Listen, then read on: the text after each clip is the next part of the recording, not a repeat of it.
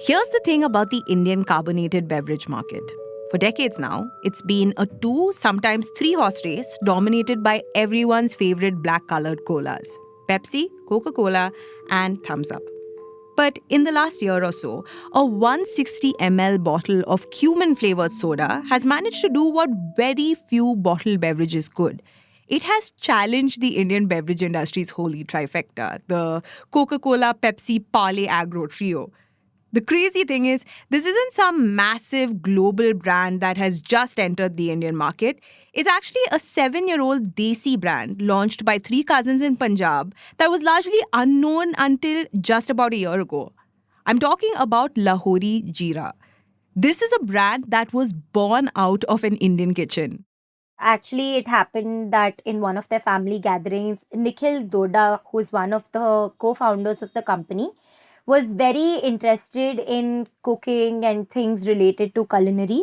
And they had just after a family gathering prepared, like, this drink with all ingredients at home, which was like pink salt, which is called Lahori and in the northern part of India, and jeera and basically ginger and all of the natural ingredients that are available at home. And that drink became a hit in their family. And then these cousins they decided to launch this as a product and then started their brand. That's my colleague DVLS Pranati. She spoke to the founders of Lahori recently to understand how they managed to not just break into this particularly different market, but also establish itself as a real legitimate challenger. So their revenue grew by 50% in FY24 to like 312 crores. And in the same period from FY23 to FY24, their profits tripled. Like from 8 crores, they made almost 23 crores in FY24 just in profit. And by the way, this company has been profitable since they've been launched. So that is something which most beverage companies in India struggle, being profitable since day one, also being profitable on a product that is like the smallest amount, like it's like 10 rupees. Now, it's not like Lahori Jeera was the first company to offer a jeera based drink. They've been around forever, but mainly were offered by smaller regional players. Think Bindu Jeera in Karnataka or the century old Sosyo Hajuri and Dawat in Gujarat, even Jiru in Maharashtra. There are a bunch of different examples, all of which have their own loyal customer bases. But none of them have been able to exit state borders quite how Lahori Jeera has. It's currently selling across 15 different states and is growing really, really fast. It seems to have hacked the formula. But the thing is, for it to really take things to the next level and go national, it'll have to do what no Jeera soda has done before. Hello and welcome to Daybreak, a business podcast from the Ken. I'm your host Rahil Philippos and I don't chase the news cycle. Instead, every day of the week, my colleague Snigdha Sharma and I will come to you with one business story that is worth understanding and worth your time. Today is Wednesday, the 23rd of April.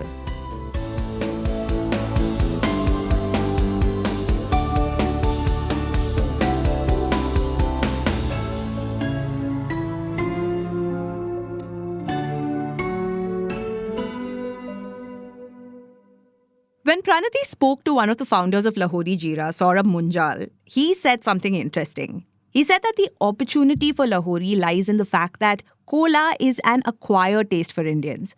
According to him, it just doesn't come quite naturally to us. The Indian taste bud actually seeks masala. If you go to a random local highway or dhaba, they usually have this thing where they sell thumbs up or Coca-Cola with masala, which is like the jeera masala and chaat masala and things like that. And then they call it like masala thumbs up or masala Pepsi or masala Coke or something like that. That is what ignited the Lahori spark. The hypothesis was simple. India has several cuisines, but one thread binds them together, and that is the use of traditional spices.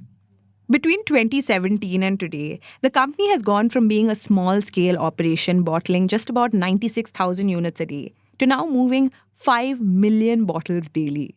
Now, there was a gap in the north where there was no brand that was, dominating or no brand that was doing jeera drinks to be very specific. And if you look at places like Punjab, these drinks are actually very common in the households.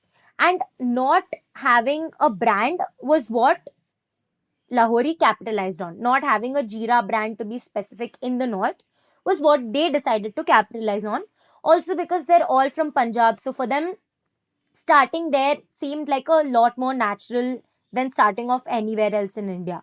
Thanks to Lahori's success, we've seen a surge in jeera flavored products from a bunch of different brands. For instance, in 2024, Pale Agro, which owns Fruity, Appy Fizz, and the likes, relaunched Dishum, which is a jeera flavored carbonated drink nationwide. Earlier, it was only available in rural and small town markets. Then you have Bisleri, which is also a significant player in the packaged drinking water segment. It went ahead and launched something called Spicy Jeera. Interestingly, these two brands are owned by brothers.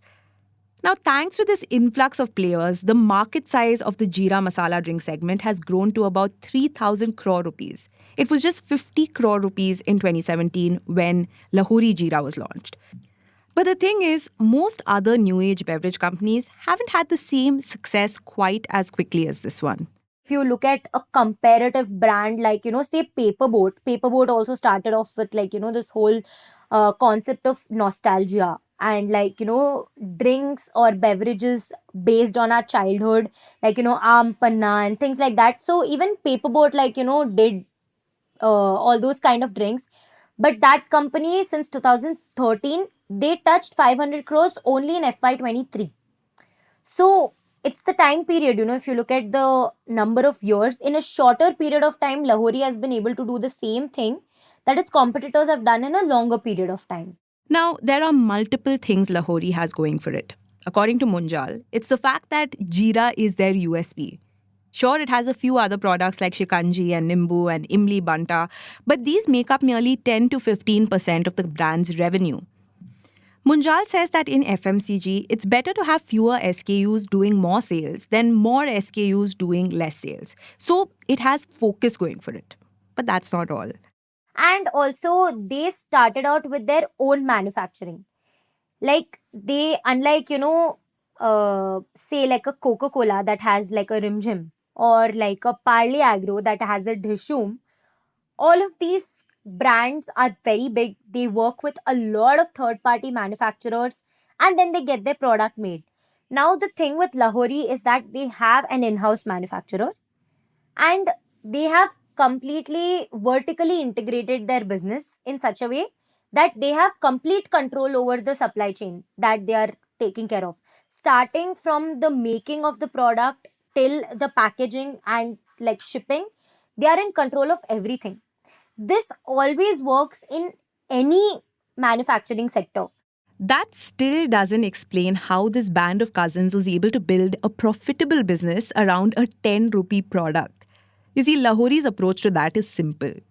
Their idea is selling millions of bottles.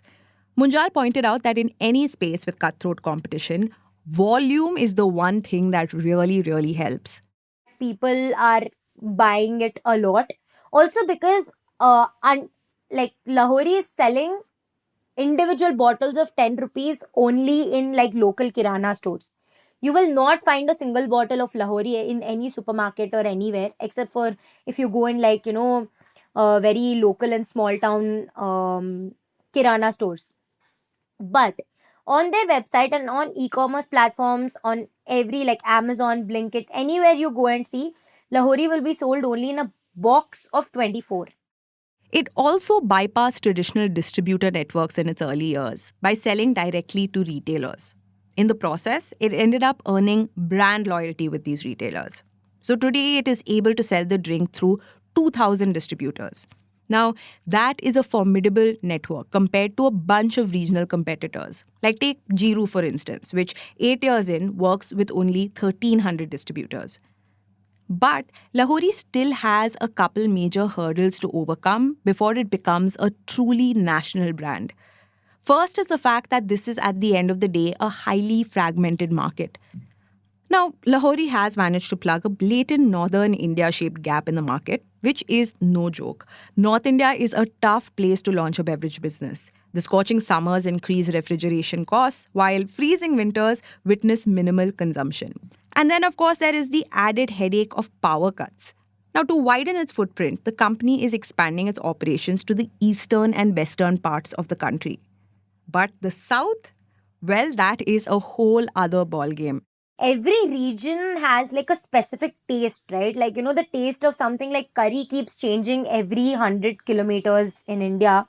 Something like the flavor of a jeera drink can change even faster in shorter distances, right?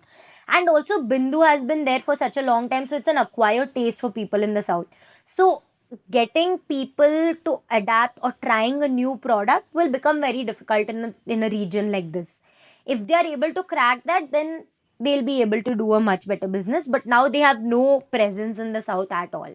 But the growth of the larger jeera beverage market in the last few years has been a good sign for the brand.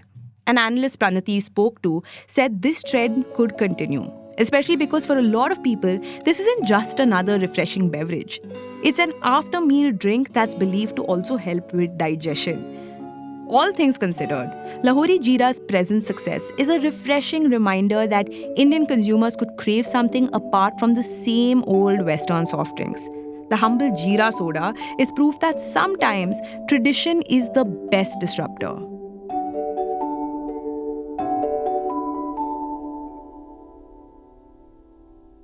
Daybreak is produced from the newsroom of The Ken, India's first subscriber-focused business news platform. What you're listening to is just a small sample of our subscriber-only offerings. A full subscription unlocks daily long-form feature stories, newsletters, and podcast extras. Head to theken.com and click on the red subscribe button on the top of the website. Today's episode was hosted by Rahil Philippos, produced by me, Snigdha Sharma, and edited by Rajiv CN.